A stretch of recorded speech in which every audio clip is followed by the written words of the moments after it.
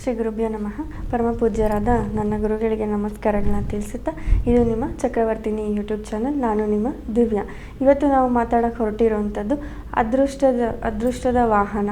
ಅಂದರೆ ವಾಹನದಿಂದ ಎಷ್ಟೋ ಜನ ಪ್ರಾಣನೂ ಕಳ್ಕೊಂಡಿದ್ದಾರೆ, ಮತ್ತು ಅದೇ ವಾಹನದಿಂದ ಎಷ್ಟೋ ಜನ ಜೀವನನೂ ನಡೆಸ್ತಾ ಇದ್ದಾರೆ.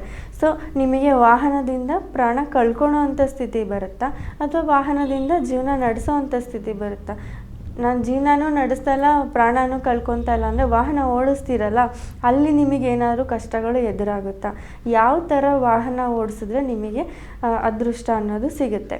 ನಾನು ಎಕ್ಸಾಂಪಲ್ ಕೊಡ್ತಿದ್ದೀನಿ. ಎಕ್ಸಾಂಪಲ್, ಶುಕ್ರ ಏನಾದರೂ ಸಿಂಹ ರಾಶಿಯಲ್ಲಿದ್ದಾನೆ ಅಂತ ಅಂದ್ಕೊಂಡ್ರೆ ನಿಮ್ಮ ಜಾತಕದಲ್ಲಿ, ಅವರು 4 ವೀಲರ್ ಓಡಿಸೋದ್ರಿಂದ ಅವರಿಗೆ ಅದೃಷ್ಟ ಅನ್ನೋದು ಸಿಗುತ್ತೆ. ಬಟ್ ಅವ್ರೇನು ಮಾಡ್ತಾರೆ, ನನಗೆ ಬುಲೆಟ್ ಅಂದರೆ ಇಷ್ಟ, ನಾನು 2 ವೀಲರಲ್ಲಿ ಹೋಗ್ತೀನಿ, ಇಲ್ಲಾಂದರೆ ನನಗೆ ದೊಡ್ಡ ವೆಹಿಕಲ್ ಇಷ್ಟ ಅಂತೇಳಿ 6 ವೀಲರ್ಸು ಈ ರೀತಿಯೆಲ್ಲ ಹೋಗ್ತಾರೆ. ಅಲ್ಲಿ ಏನಾಗುತ್ತೆ, ಅವ್ರಿಗೆ ವಾಹನದಲ್ಲಿ ಇರೋವಂಥ ಅದೃಷ್ಟ ಏನು ಅಂತ ಗೊತ್ತಿಲ್ದಿರ ಅವರು ಆ ಯೂಟಿಲೈಸೇಷನ್ನ ಮಾಡ್ಕೊಳ್ಳಲ್ಲ. ಸೊ ಈಗ ಶುಕ್ರ ಸಿಂಹ ರಾಶಿಯಲ್ಲಿದ್ದಾನೆ ಅಂದರೆ ಅವರು 4 ವೀಲರ್ ಅಂದರೆ ಒಳ್ಳೊಳ್ಳೆ ಕಾರುಗಳನ್ನು ತಗೊಳ್ಳೋದ್ರಿಂದ, ಆ ಕಾರಲ್ಲಿ ಹೋಗೋದ್ರಿಂದ, ಮತ್ತು ಯಾವುದೇ ಒಂದು ಇಂಪಾರ್ಟೆಂಟ್ ಕೆಲಸ ಮಾಡಬೇಕು ಅಂದಾಗ 4 ವೀಲರಲ್ಲಿ ಹೋಗೋದ್ರಿಂದ ಅವ್ರಿಗೆ ಅದೃಷ್ಟ ಸಿಗುತ್ತೆ ಅಂತ ಹೇಳ್ಬೋದು.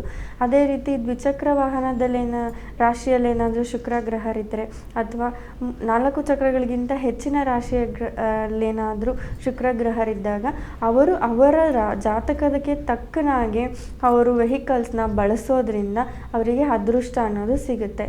ಇಲ್ಲ ಅಂದರೆ ಗೊತ್ತಲ್ಲ, ವೆಹಿಕಲ್ಸಿಂದ ಎಷ್ಟೋ ಜನದ ಪ್ರಾಣ ಸಹ ಹೋಗಿದೆ. ಸೊ ನಿಮ್ಮ ಜಾತಕನ ಪರಿಶೀಲನೆ ಮಾಡಿಕೊಂಡು ನೀವು ವೆಹಿಕಲ್ಸ್ನ ಖರೀದಿ ಮಾಡಬೇಕು. ಅವರ ಮುಂದಿನ ಒಂದು ಜೀವನನ ನಡೆಸಬೇಕು. ಹೆಚ್ಚಿನ ಮಾಹಿತಿಗಾಗಿ ಕರೆ ಮಾಡಿ. Thank you.